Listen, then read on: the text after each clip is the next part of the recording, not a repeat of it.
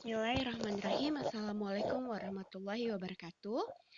Anak-anakku semua, apa kabarnya pagi ini, Nak? Semoga kalian selalu bersemangat dalam menuntut ilmu walaupun pembelajaran kita masih dari rumah. Nah, anak soleh dan soleha Bu Guru, alhamdulillah hari ini kita memasuki subtema baru, yaitu subtema keempat. Subtema keempat, dan hari ini kita akan mempelajari pembelajaran 1. Nah, di subtema keempat ini judulnya adalah menyayangi hewan. Anak-anakku sekalian, sebelum memulai pembelajaran hari ini, marilah kita berdoa agar apa yang kita pelajari hari ini mendapatkan keberkahan. Berdoa, dipersilakan.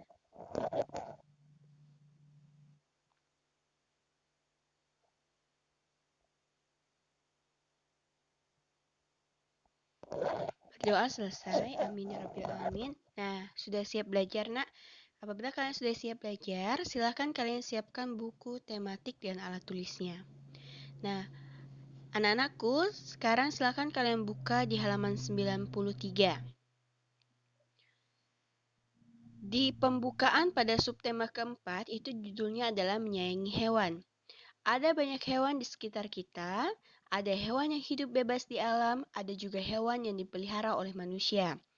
Keragaman hewan tersebut merupakan anugerah Tuhan.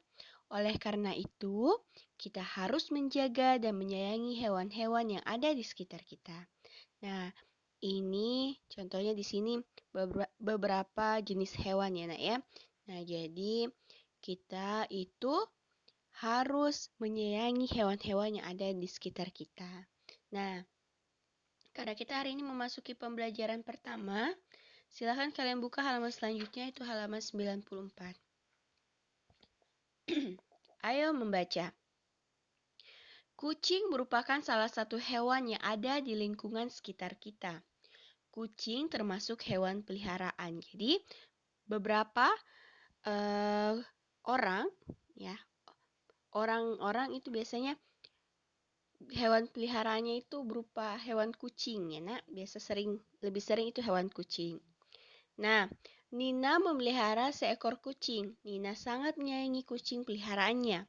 Ayo, bacalah cerita Nina tentang hewan peliharaannya berikut. Kita baca sama-sama.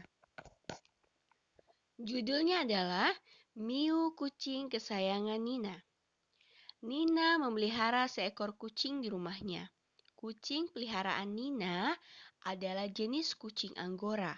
Kucing Anggora memiliki rambut yang cukup tebal. Kucing tersebut diberi nama Miu. Miu berwarna putih dengan corak orange. Nina sangat menyayangi Miu. Nina merawat kucing kesayangannya itu dengan baik. Nina memberi Miu makan setiap pagi dan sore hari. Selain itu, Nina juga memberikan vitamin hewan kepada Miu secara teratur. Selain makanan, Nina juga selalu memperhatikan kesehatan Miu. Nina mengajak Miu ke dokter hewan setiap 1 bulan sekali. Miu juga divaksin agar tidak mudah terserang penyakit. Badan dan rambut Miu juga selalu dibersihkan agar Miu selalu bersih dan sehat.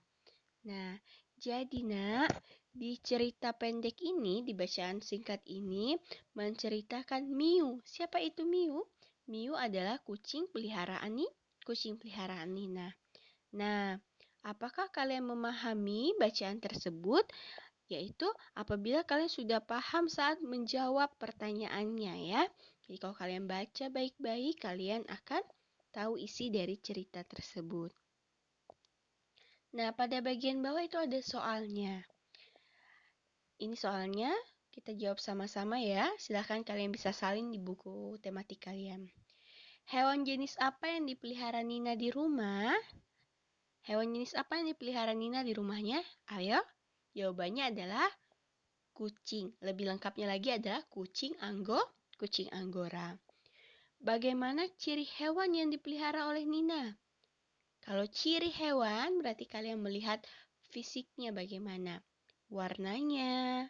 Karena ini kucing, rambutnya warna apa?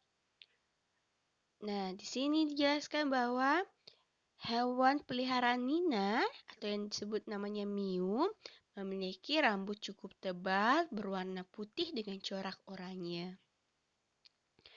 Bagaimana sikap Nina terhadap hewan peliharaannya? Bagaimana tadi dijelaskan bahwa Nina sangat menyayanginya dan merawatnya dengan baik. Kalau kalian mau tambahkan jawabannya boleh. Nina selalu memberi makan teratur, selalu diberi vitamin, bisa. Kapan Nina memberi makan pada hewan peliharaannya? Di bacaan sudah ada, yaitu pagi dan sore hari. Kemana Nina mengajak hewan peliharaannya setiap bulan? Kemana? Ke dokter hewan. Apa yang diberikan kepada hewan peliharaan Nina agar tidak mudah terserang penyakit? Yaitu diberikan vaksin. Jadi, anak-anakku, begitu pula saat menjawab pertanyaan dari sebuah bacaan, kalian baca baik-baik, kalian pahami ceritanya atau isinya. Dengan begitu kalian akan lebih mudah menjawabnya. Nah, di sini di halaman 95, ayo menulis, bisa kalian buka. Dalam ceritanya, Nina juga menjelaskan langkah-langkah yang dilakukan dalam merawat hewan peliharaannya. Dapatkah kamu menyebutkan langkah-langkah tersebut? Nah, langkah-langkahnya apa tadi? Nina memberi makan dengan teratur setiap pagi dan sore hari. Apalagi selalu diberi vitamin secara teratur. 1 bulan sekali peliharaannya dibawa ke dokter hewan untuk diberikan vaksin. Jadi itu adalah langkah-langkah yang dilakukan Nina untuk menjaga kebersihan atau menjaga kesehatannya hewan peliharaannya. Nah, di sini juga masih ada badan dan rambut Miu juga selalu dibersihkan agar Miu selalu bersih dan sehat, ya. Nah, kita lanjutkan pada bagian bawah. Ayo berkreasi. Kucing Nina berwarna oranye dan putih. Nina sangat menyukai corak tersebut. Nina pun membuat gambar kucingnya pada selembar kertas. Nina kemudian mewarnai gambar kucingnya dengan menempelkan potongan kertas yang berbeda warna. Warna potongan kertas disesuaikan dengan warna kucingnya. Nah, di sini adalah kegiatan membuat karya mosaik hewan. Nah, kalian sudah pernah membuat ini kalau tidak salah Bu Guru di kelas 1 atau di kelas 2 ya. Ya nak ya, jadi sudah pernah. Nah, tapi kita ulang kembali apakah kalian masih ingat langkah-langkahnya. Ada langkah-langkahnya di sini, kalian bisa perhatikan di halaman 95. Di sini juga Bu Guru tampilkan dalam bentuk slide. Membuat karya mosaik hewan. Karya yang dibuat Nina disebut mosaik. Ayo membuat karya lainnya yang menggunakan teknik potong. Siapkan kertas origami, gunting, alat tulis, kertas HVS, dan lem. Jadi, alat dan bahannya yang kalian ingat adalah kertas origami, gunting, alat tulis, kertas HVS, dan lem. Langkah-langkahnya yang pertama adalah gambarlah sketsa salah satu hewan kesukaanmu di kertas HVS. Jadi kertas HVS-nya digunakan untuk menggambar hewan kesukaanmu. Karena di sini objeknya adalah hewan ya nak. Nah, ini hasil gambarnya Nina. Gunting atau robek-robeklah kertas origami menjadi potongan yang lebih kecil. Gunakan warna yang kamu perlukan. Hati-hati menggunakan gunting. Jadi, kertas origaminya digunakan sebagai pewarna. Ya, jadi kamu pilih warna yang ingin kamu gunakan. Setelah itu kertasnya kamu gunting atau kamu robek-robek kecil. Dan di sini dibilang hati-hati menggunakan gunting. Nah, langkah selanjutnya, berilah lem di atas sketsa gambar hewan kesukaanmu. Jadi, gambar hewan yang tadi itu kamu kasih lem, ya. Dan tempelkan potongan kertas origami di atas sketsa gambar. Karena sudah ada lemnya, jadi bisa ditempelkan kertas origaminya. Gunakan warna yang sesuai untuk setiap bagian gambar. Jadi, di sini kreativitas kamu adalah saat memilih warna dan menempelkannya. Jadi, gambarnya akan lebih indah bila perpaduan warnanya itu sesuai. Nah, ini sudah jadi karya mosaik hewan dari milik Nina. Karyamu sudah jadi. Kamu dapat memajangnya di dinding kelasmu, ya. Baik. Nah, anak-anakku sekalian, dalam pembelajaran di subtema keempat, kalian akan masuk ke pembelajaran matematika atau muatan matematika tentang pecahan. Di kelas 2 kalian sudah pernah dapat. Nah, untuk di awal ini adalah pengantar, jadi mengingat kembali yang pernah kalian dapat di kelas 2. Jadi Bu Guru harap kalian masih ingat mengenai pembelajaran pecahan ini, ya. Nah, silakan kalian buka bukunya halaman 96. Ayo berhitung. Mereka pun membagi kertas karton menjadi 2 sama besar. Setengah untuk Nina, setengah lainnya untuk Adi. Sebuah benda yang dibagi dengan setiap bagian masing-masing sama besar dapat dinyatakan dengan pecahan. Jadi anak-anakku, untuk menentukan sebuah pecahan, kalian harus memperhatikan dulu gambarnya. Nah, sebuah gambar bisa dinyatakan dengan pecahan apabila gambar tersebut atau benda tersebut dibagi sama besar, ya. Jadi dibagi sama besar. Nah, di sini Bu Guru akan tampilkan video. Silakan kalian simak. Nanti kita akan ulas kembali pembelajarannya, ya.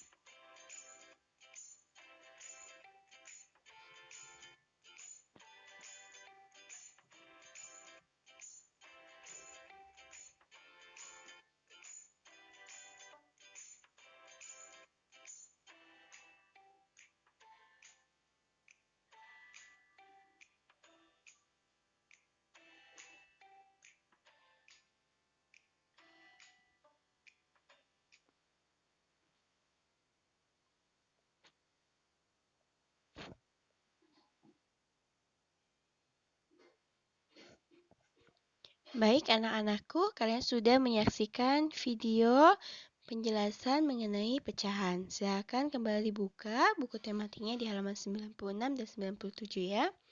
Nah, anak-anakku, seperti pada video yang kalian tonton tadi, pada gambar di halaman 96 itu ada sebuah kertas, ya, kemudian kertas itu digunting, ya. Lihat ilustrasinya, dia gunting kertas tersebut. Nah, dibagi sama besar menjadi 2 bagian. Nah, jadi dibagi jadi 2 sama besar, inilah disebut dengan pecahan 1/2. Sebuah benda dibagi menjadi 2 bagian sama besar. Setiap bagian dapat dinyatakan dengan pecahan 1/2. Pecahan 1/2 dibaca 1/2. Jadi 1 garis 2 di bawahnya itu dibacanya 1/2 atau setengah. Ya, untuk pecahan 1/2 itu dibaca 1/2 atau setengah. Nah, di halaman 97 silakan kalian perhatikan. Itu adalah pecahan 1/3. Jadi ada sebuah pizza, satu pan pizza. Jadi dia dipotong menjadi 3 bagian. Sama besar. Ingat ya nak, kalau pecahan itu adalah bagiannya sama besar. Jadi kalau bagiannya tidak sama besar, dia tidak bisa disebut dengan pecahan. Ya.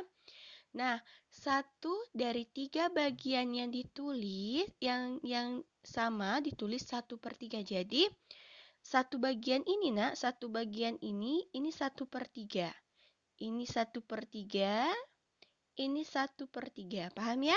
Jadi yang disebut dengan 1/3 adalah satu bagiannya. Jadi, satu bagian dari 3 potongan. Ya. Nah, kita lanjutkan di bawahnya, itu ada gambar donat.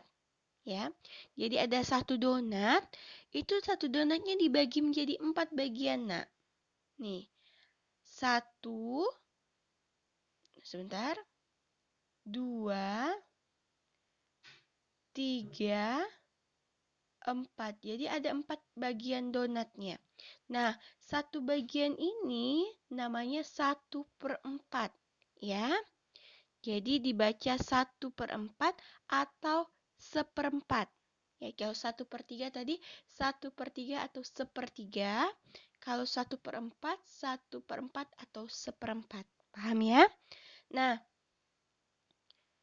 1/2, 1/3, dan 1/4 adalah contoh pecahan biasa. Jadi, pecahan ini umum untuk ditemukan. Ya. Pecahan biasa dapat dinyatakan dalam bentuk A/B. Jadi pecahan itu biasanya dapat ditentukan A/B. Jadi perhatikan, pecahan itu dinyatakan dalam bentuk A/B. Jadi dibacanya adalah A/B. Jadi kalau misalnya di sini 1, sebentar ya. Jadi A/B, A ini disebut dengan pembilang, nak. Dan yang B disebut dengan penyebut. Jadi kalau misalnya ada soal, tulisannya adalah 1/3. Yang mana disebut pembilang? Pembilangnya adalah 1. Yang disebut dengan penyebutnya adalah angka 3. Paham ya? Jadi A/B, lihat posisinya A/B. Yang di atas itu pembilang. Yang di bawah adalah penyebut. Ya. Nah, pecahan ini dibacanya dengan sistem A/B. Ya, jadi misalnya 2/4. Jadi 2/4. Bacanya begitu, ada pernya. Jadi garis ini dibacanya per ya, garis yang di tengah dibacanya per. Nah, di sini guru ada contoh. 2/3. Yang mana pembilangnya 2, itu 2 disebut pembilang, 3 disebut dengan penyebut. Terus pembacaannya bagaimana ini? Ini dibacanya adalah 2/3. Paham ya? Nah, di buku kamu di halaman 97, di situ disebut lambang pecahan dengan pembilang 2 dan penyebut 4.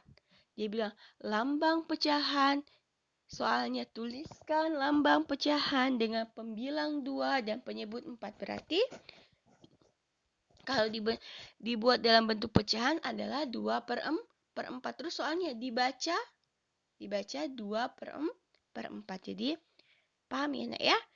Jadi ini adalah bentuk pecahan. Ingat yang atas namanya pembilang, yang di bawah namanya penyebut. Ya. Nah, lihat gambar. di halaman 97 bagian paling bawah. Pecahan juga dapat digunakan untuk menyatakan bagian gambar yang diarsir seperti contoh berikut. Jadi, perhatikan ada berapa kotak? 1, 2, 3, 4, 5, 6. Ada 6 kotak. 2 kotak itu disebut daerah yang diarsir. Ya. Daerah yang diarsir 2 bagian dari 6 bagian yang sama. Lihat, disebut pecahan karena dia punya bagian yang sama. Jadi nilai pecahan yang diarsir disebut adalah 2 per 6. Daerah berwarna putih, ada berapa bagian? Ada 4. Dari berapa bagian? Dari 6 bagian. Jadi pecahannya adalah 4 per 6. Sampai di sini paham? Nah, sekarang silakan kamu buka halaman 98. Jadi halaman 98 itu soal pertama. Ini akan kita bahas sama-sama. Bacalah paragraf berikut. Setiap akhir pekan, Dedi bersama ayahnya selalu membersihkan akuarium di rumahnya. Mereka membersihkan akuarium tersebut agar ikan peliharaannya dapat hidup dengan nyaman.